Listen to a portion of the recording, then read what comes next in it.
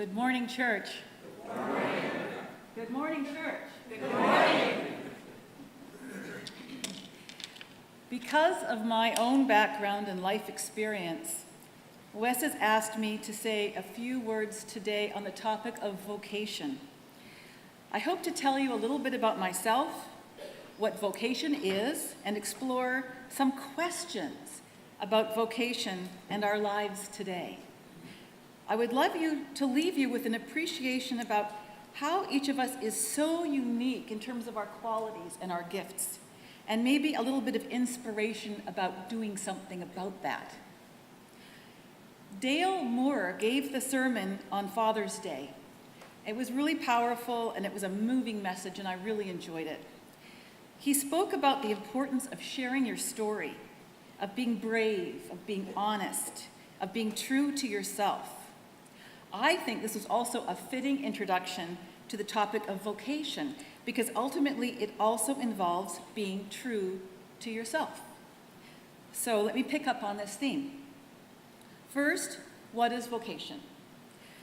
Usually our first connection to this word is thinking of what we wanted to be when we grew up, a job. So when you think about it, when you were like 7 or 8 years old, what did you want to be when you grew up? Fireman. Teacher. I once had a party at my house with this theme: come as what you thought you were going to be when you grew up. And it was a lot of fun, and it led to a lot of interesting conversations. Now, my mother told me that as a woman in the 1950s, she had 3 choices of what to do. She could either be a teacher, a nurse, secretary. 3 choices. As our society changes, jobs change. Some jobs don't even exist anymore. Think about switchboard operator. Think about bowling alley pin boy. And then some jobs exist now that were never imagined before. So my son-in-law is in internet marketing, and his specialty is SEO, search engine optimization. It's actually a good field. So the idea of job is maybe a little limiting when we think about vocation. So here's how I got interested in vocation. When I was in my 30s, I took a class at a local seminary on the theory and practice of the ministry of the laity. And we talked about gifts. We actually, I'm sure, read the reading that we just read this morning. And I loved the idea that we each have gifts and we are called to figure them out and express them in the world. I dug into the topic, and eventually I did a master's degree in spiritual psychology and vocational counseling. And I conducted workshops and retreats on the topic, and I worked with people who wanted to discern their own vocational directions. And eventually my career moved on and working in organization development and human resources. I am still interested in the topic of vocation as it moves through the lifespan. I retired from my corporate career just a few months ago, and now I'm embracing a period of rest, intentional wandering, trying not to commit to too much, making room for the being of life. I am a dedicated list maker, and this is not a familiar experience for me. I am encouraged by author Brenda Ueland, who said, "Imagination needs noodling, long, inefficient, happy idling, dawdling, and puttering." So I'm trying to do some of that now, because I want to be fully open to, receptive to, present to what comes next. Because once you hit retirement age, the third half of life begins.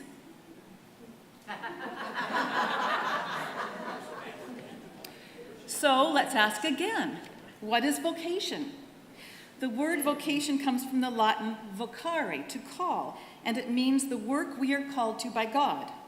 A teacher of mine, Tom Yeomans, put it this way: what about the world troubles you? What about the world troubles you? After a lot of thinking, my ultimate answer was gray people. People who are not fully inhabiting their lives. People who are not fully using their gifts, which led to the expression I use in my book, full color living, which explains why I'm wearing this dress today. Once I spoke in front of a group wearing black and I was called on it. Won't do that again. So a question for you. What about the world troubles you? Think. Coming at it from a different direction, theologian Howard Thurman posed the question this way. Don't ask what the world needs. Ask what makes you come alive and do it. Because what the world needs is people who have come alive. Now, I know that sometimes it can be very hard to look beyond the day-to-day paycheck and make choices that are in alignment with who we are. I just spoke the other day with a young woman who said she didn't know what she wanted to do, but she did know she wanted to make money. That is understandable, but not sufficient. I know a young family, a local young family, a mom and a dad, and they have 2 children, ages 7 and 8. The father had been successful enough in his job, but he was not happy. The family made the hard decision to allow the father to pursue his desire to train as a pilot. That meant a long period where he was in school and not making money. I recently asked his wife how they were doing, and she told me that he is back to being the man she met. They feel they have, as a family, they have their father back, they have their husband back, because he loves what he does. It was a huge change for that family. We all have things we love to do and hate to do. It's a good idea to eliminate the things we hate. I hate repetitive jobs. I hate maintaining something that has already been developed. I hate wearing pantyhose. What do you hate to do? Sometimes your life has changed and you need to change with it in order to be true to yourself. Let me tell you about one time when I figured this out for myself. It was in the 1980s and my family had moved from Western Massachusetts to Boston. I was for work planning to take the portfolio of work I had created, it was in advertising and public relations in Western Massachusetts, and sell those abilities in Boston. All I needed to do was create a capabilities list that I could hand to potential clients who would want this work. And I had good portfolio. And a list of the services I was offering was all I needed. I just needed to type up this list. Simple enough. So one morning, I decided it was time to put this list together. I sat at the computer and I thought about it. And I thought, and I thought, and I thought. Then I realized I was hungry. And I went into the kitchen. I found some peanuts and I brought them back to the computer. Now these were not shelled peanuts. You need 2 hands to eat these peanuts, to shell them and eat them. So I had to wait until I ate the peanuts because I could begin work on the capabilities list. I ate the peanuts, knowing that once I finished the peanuts, the list would begin. I finished the peanuts. Then I stared at the computer, willing myself to get started on this capabilities list I needed. But what I really wanted was more peanuts. So I brought the whole bag back with me to the computer. I stared at the computer screen and I thought, what am I doing? Why am I preventing myself from typing up this capabilities list? And the answer came very clearly. It's because I don't want to do it. I don't want to type the capabilities list. I don't want to do this work. Something had shifted. I was in a time of change. So it's important to listen to ourselves, to discern that, because what we always did may not be what we're going to be doing moving forward. It's also good to strike off the list the options, things that we're good at but we don't like doing. Just because you're good at it doesn't mean you like it. When I did career counseling, I advised my clients to leave those skills off their resumes if at all possible. Why advertise it if you don't want to do it? I bet you have some of those too. Things you're good at and you don't like to do. Now let's ask a different question. What do I love to do? What, as Thurman asks, makes us come alive? What gives you energy? What do you love spending time on? What comes easily to you? For me, I love to write. I love to do photography. I love to be a cheerleader. I love to encourage people to live their lives in full color. Some people love to do other things like solve problems or teach children or innovate or create order or celebrate families and friends. What do you love to do? What do you love to do? A hint about finding what we love to do. Author and professor of psychology named Mihaly Csikszentmihalyi came up with the concept of flow. When people are doing a favorite activity, they are in the zone with their skills fully involved. You know you are in flow when you are so engaged in an activity that time disappears. Which activities put you in a state of flow? These are hints. And it probably shouldn't need saying, but I will say it. The goal is to spend more of your time doing what you love and using your gifts and less of your time doing everything else.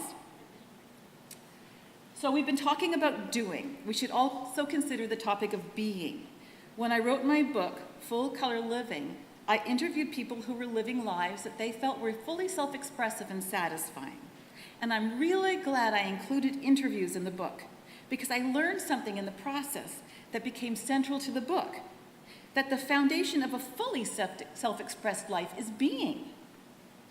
One of my favorite authors, Richard Rohr, who was a Franciscan author and a retreat leader, said, when you get your who am I question right, all of your what should I do questions tend to take care of themselves. So the question is not what we started with, what do you want to be when you grow up, but it is who are you and how might you manifest that in the world? And the question is the same regardless of the time of life, although how we respond may differ. Some people later in life may take on a new challenge. Jane Lutz is kind of famous in the local tennis scene. Jane took up tennis in her 50s, and she's still playing competitive tennis around the world at age 89. And she regularly brings home the winning trophies in singles and doubles.